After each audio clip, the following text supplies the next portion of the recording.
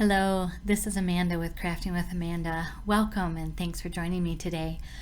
I gave myself some permission to just play with the new Distress Oxide inks that Close to My Heart is bringing out, and I wanted to kind of experiment and see what worked. So I showed you the three jars. One is the Daniel Smith Watercolor Ground, and it kind of preps paper for watercolor application. And then there was the acrylic gesso that I borrowed from my teenage artist in-house. And the last bottle is just a plain acrylic white paint.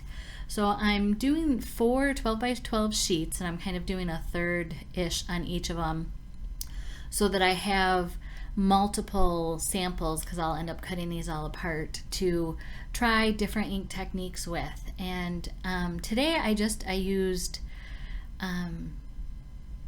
I end up using 2 different sets of Distress Oxide, and I learned a lot. And at the end you'll see 2 cards that I made from one of the sets, and later on I hope to show more of the sets, and it will also, they should be on my blog. I just haven't had time to make them into cards yet.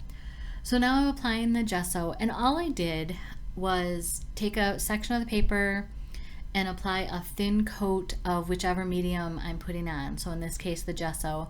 And then I drew a line with pencil, and I just write on there gesso, so that I know, okay, this is Close to My Heart white daisy cardstock with gesso, or with acrylic ink, or acrylic paint, excuse me, or the watercolor ground.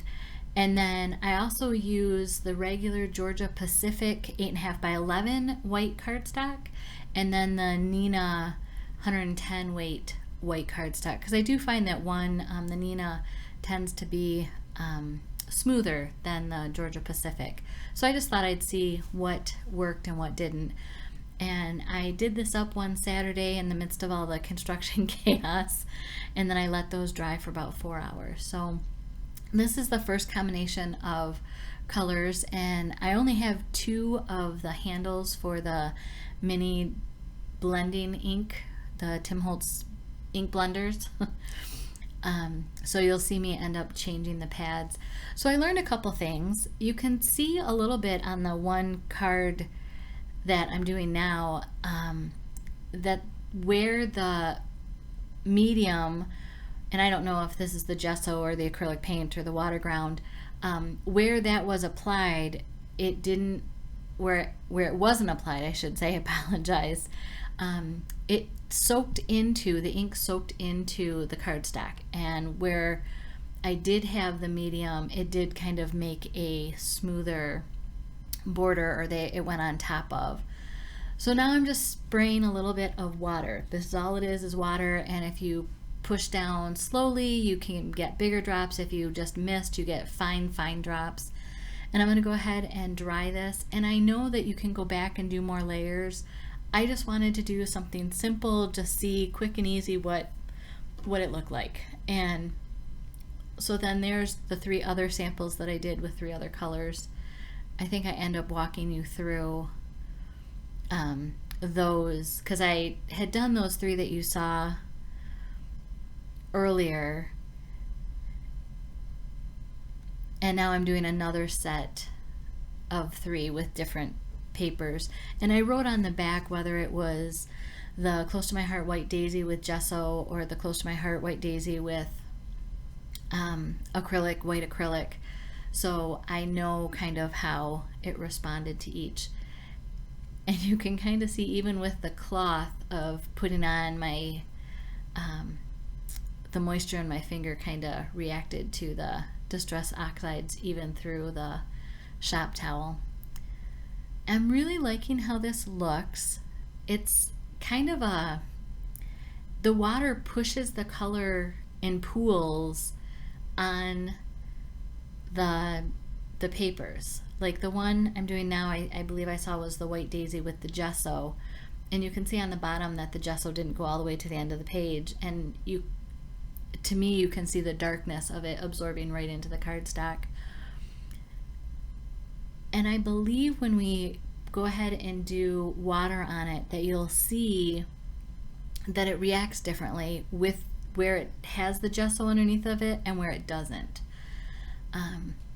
So it's just one of those, if you want to add that extra step, I kind of think it makes the blending easier, but it's definitely not necessary. I do one more sample later just on a plain piece of White Daisy cardstock that I didn't have any medium on. So here I am just putting some water on it, and you can see, like I said, in the bottom where there is no gesso covering the paper, it's just the ink direct to paper. It reacts a little differently. It doesn't quite pool the colors out to the edges. So it really depends upon what look you're going for.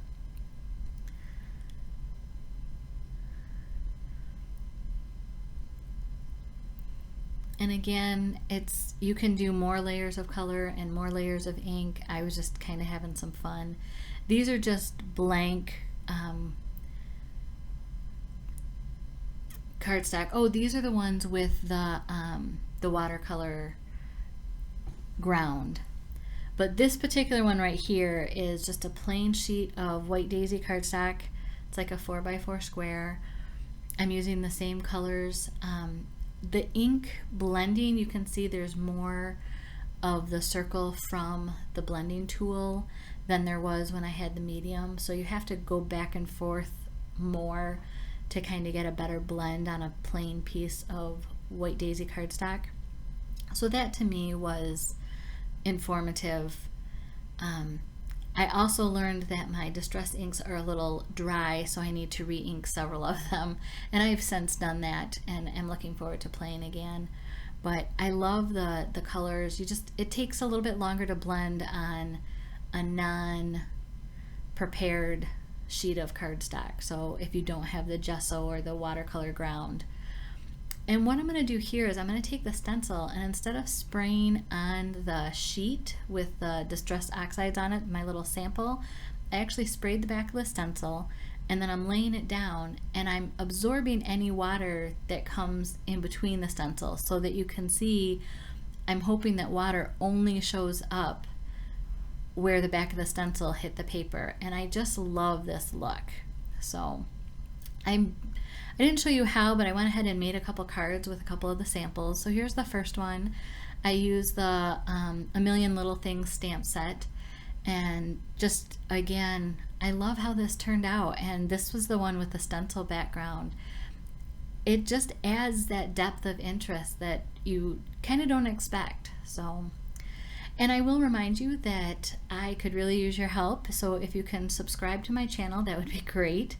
Also, when you like my videos, it lets YouTube or Facebook know that this is something other people might like, and putting a comment, again, just makes it more visible to other people. Have a great day.